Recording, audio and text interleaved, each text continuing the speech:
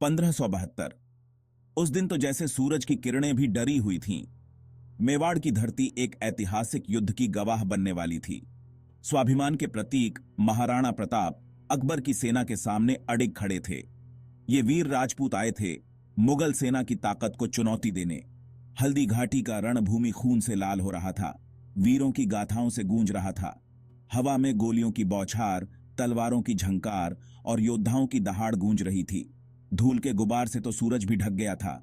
एक तरफ थी अकबर की विशाल सेना जिसका नेतृत्व कर रहे थे मानसिंह, और दूसरी तरफ थे महाराणा प्रताप और उनके वीर सैनिक जो अपनी आजादी के लिए जान की बाजी लगा रहे थे। इस भयंकर युद्ध में दोनों ही ओर के योद्धा अपने शौर्य की गाथा लिख रहे थे। मुगल सेना संख्या में ज्यादा थी, लेकिन मेवाड़ी सेना के हौसले बुलंद थे, जो अपने राजा और मातृभूमि की रक्षा में अदम्य साहस और वीरता दिखा रहे थे। इन्हीं वीरों में एक नाम अमर है, झाला मानसिंह। मेवाड़ के वीर सपूत, महाराणा प्रताप के विश्वास पात्र सेनापति। उनका नाम ही बन गया वफादारी और बलिदान का पर्याय। बचपन से ही महाराणा प्रताप के साथ रहे, उनके सुख दुख के साथी। ये मेवाड़ के शाही खानदान से थे और अपनी बहादुरी और रणनीतिक कौशल के लिए जाने जाते थे। छोटी उम्र से ही इन्होंने शस्त्र और शास्त्र दोनों में महारत हासिल कर ली थी। महाराणा प्रताप के प्रति उनकी वफादारी अटूट थी। वे उन्हें अपना छोटा भाई मानते थे। जब मुगल सेना ने मेवाड़ पर हमला किया तो झाला मानसिंह ने अपनी पूरी ताकत से महाराणा प्रताप का साथ दिया। उन्होंने अपनी सेना का नेतृत्व करते हुए मुगलों को पीछे हटने पर मजबूर कर दिया। उनकी वीरता और युद्ध कौशल को देखकर दुश्मन भी कांपते थे। महाराणा प्रताप के प्रति उनकी निष्ठा सबके लिए प्रेरणादायक थी। उन्होंने एक बार कहा था, मेरा जीवन महाराणा को समर्पित है, उनकी रक्षा करना मेरा धर्म है। हल्दी घाटी के युद्ध में जब मुगल सेना भारी पड़ने लगी तो महाराणा प्रताप का जीवन खतरे में पड़ गया। तब झाला मानसिंह ने एक ऐतिहासिक कदम उठाया। उन्होंने महाराणा से युद्ध भूमि छोड़कर सुरक्षित स्थान पर जाने का आग्रह किया।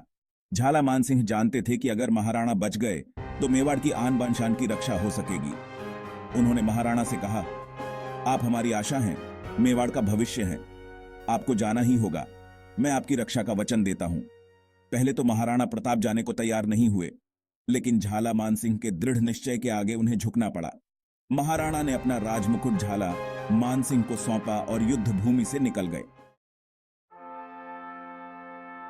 महाराणा का मुकुट धारण करते ही झाला मानसिंह का उत्साह देखने लायक था।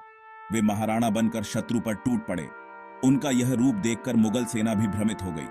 वे समझने लगे कि महाराणा प्रताप अभी जीवित हैं और उनसे लोहा ले रहे हैं। झाला मानसिंह ने अदम्य साहस और वीरता से लड़ते हुए वीर गति प्राप्त की।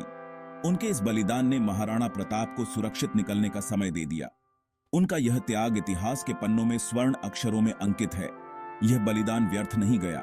महाराणा प्रताप ने पुनः संगठित होकर मुगलों से लोहा लिया और मेवाड़ को स्वतंत्र कराया। झाला मानसिंह का बलिदान आज भी वीरता और त्याग की प्रेरणा देता है।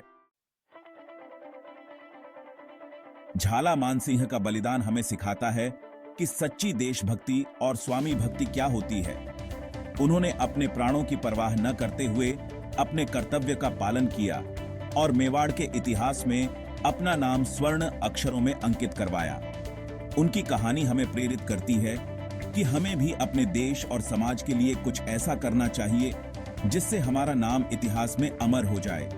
हमें उनके आदर्शों को अपने जीवन में उतारना चाहिए और एक सच्चे देशभक्त की तरह जीना चाहिए। उनकी वीरता और त्याग की गाथा पीढ़ी दर पीढ़ी सुनाई जाती रहेगी और लोगों को प्रेरित करती रहेगी। झाला मानसिंह भारतीय इतिहास के अमर बलिदानियों में से एक हैं, जिनके नाम को हमेशा याद रखा जाएगा। हल्दी घाटी का युद्ध इतिहास में वीरता और बलिदान का प्रतीक बन गया। इस युद्ध में जहां एक ओर महाराणा प्रताप की वीरता और दृढ़ संकल्प की प्रशंसा होती है, वहीं दूसरी ओर झाला मानसिंह का बलिदान भी अमर हो गया। यह युद्ध हमें सिखाता है कि हमें अपनी मातृभूमि की रक्षा के लिए हमेशा तैयार रहना चाहिए। यह हमें यह भी सिखाता है कि सच्ची देशभक्ति और स्वामी भक्ति क्या होती है। झाला मानसिंह का नाम इतिहास में अमर रहेगा।